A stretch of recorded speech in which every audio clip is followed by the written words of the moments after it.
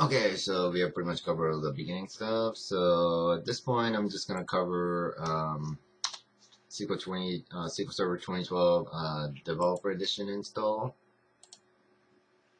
and this is 2012 Developer Edition disk.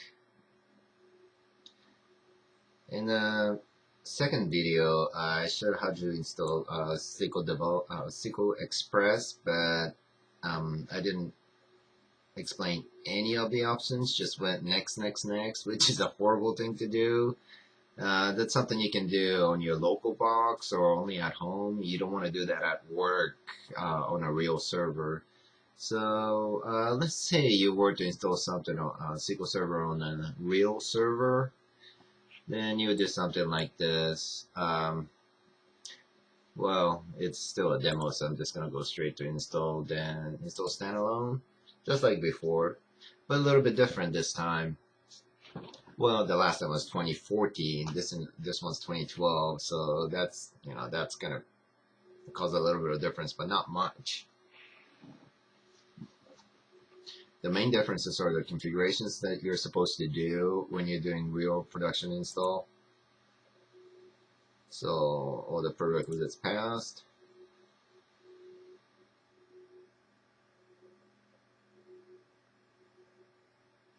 Come on, come on.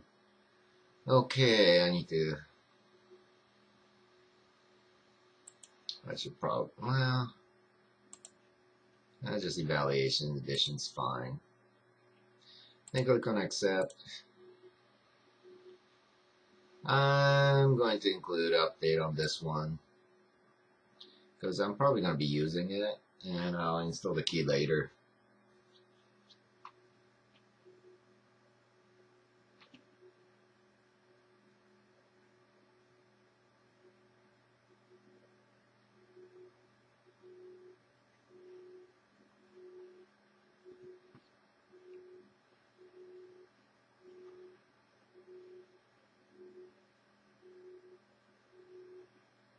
Come on, can't take that long.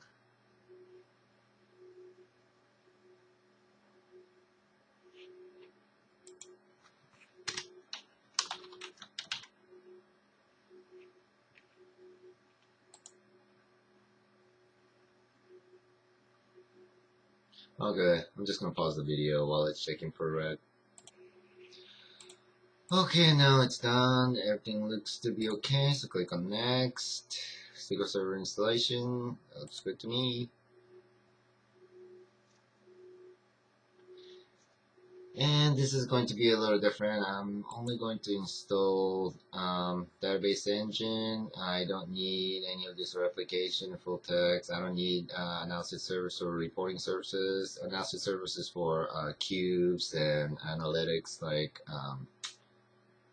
those quantitative stuff like regression and decision tree and things like that. We don't need those. Reporting services, that's for reporting, like crystal report type of thing. We don't need that.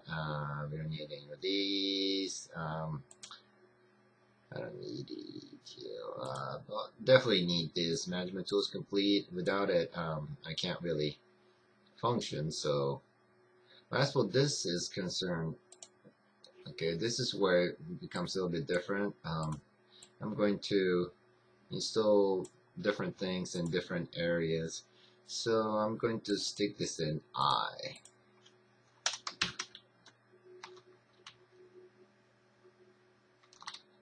These are the shared features.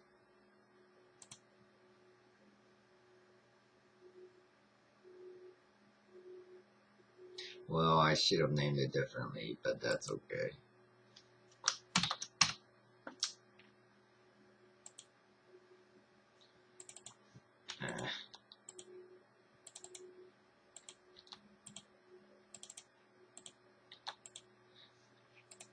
Okay, let's see. Well, that looks good to me. Click on next.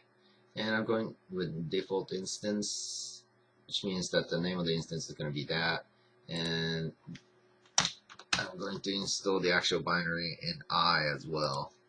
I'm going to install binary in I, MDFs, data files in J, and log files in K, and backups in L.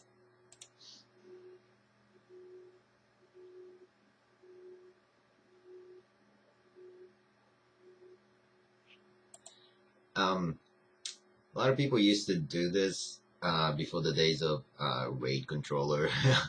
But now a lot of people still do it just to protect SQL from itself, basically. Okay. Service account. We'll change it later.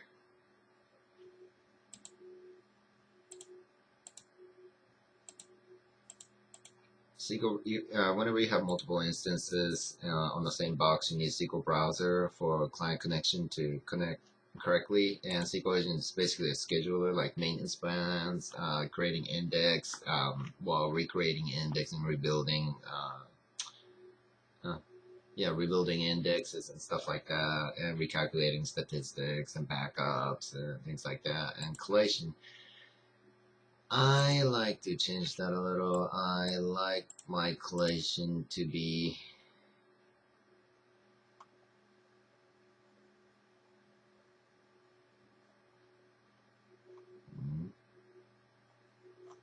ooh, where is it?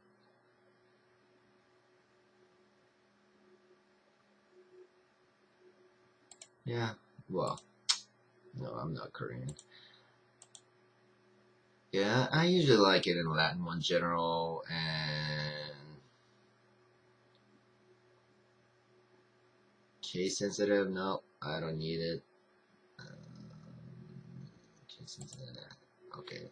Yeah, just accent sensitive. Kana, that's for Japanese. I'm not gonna install database in Japanese with, I don't remember what it was, but anyway. So this makes it Latin 1 General CIS, which is one of the most common collation setting. And I'm just gonna add myself for Windows Authentication. And as for data directory, everything's going to I, which I do not like. So this is going to J. Temps going to, shoot, I forgot to make a temp directory. Okay, I'm just gonna stick it in J. And logs going to K. Log is going to K, and backup is going to L. The reason I'm doing this is basically to protect SQL from itself.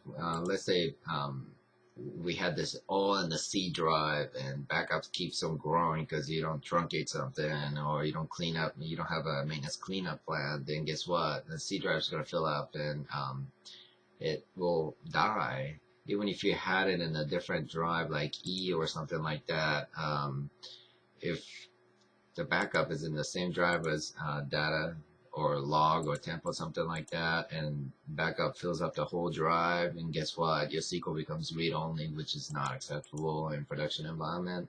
So that's basically the reason I'm doing it.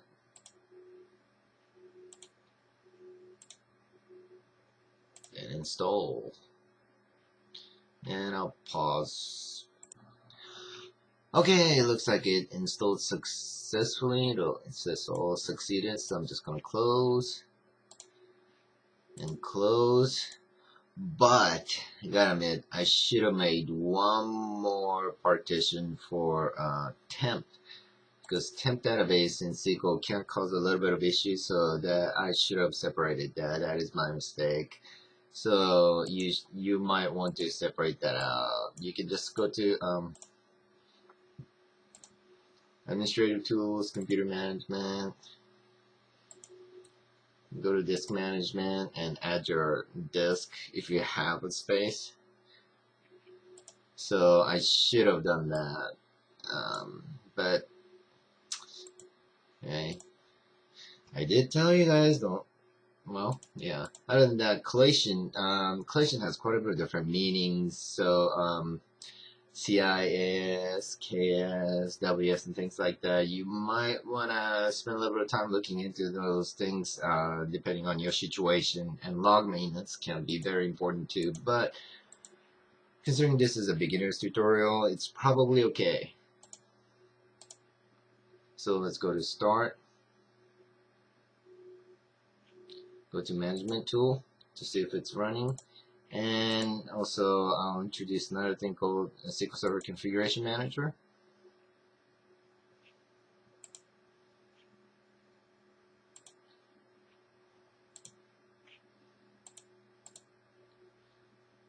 Okay, it looks like it installed okay, but this is the actual configuration manager.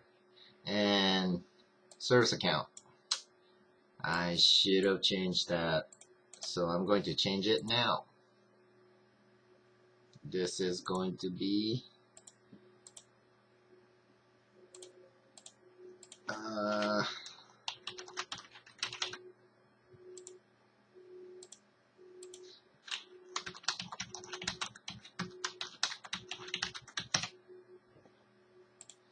yes, it does require a restart.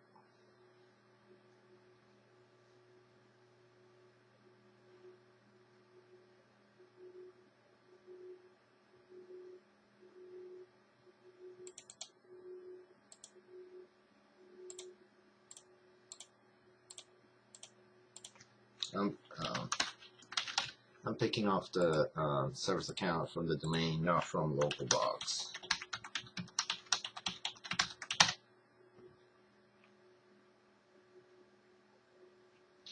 Well, I probably didn't have to do that for SQL. Well, yeah.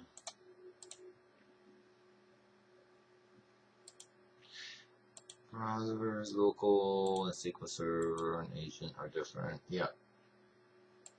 You always want to have the least privileged service account.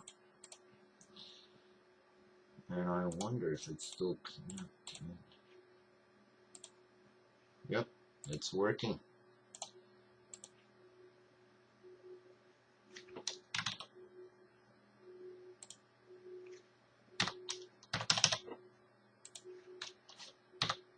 I'm basically setting the initial size because you generally don't want it to grow on its own too much.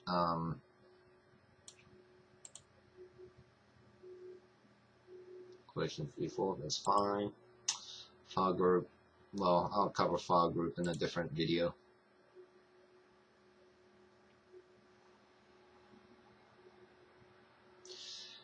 So it appears to be working. Well, thank you for watching.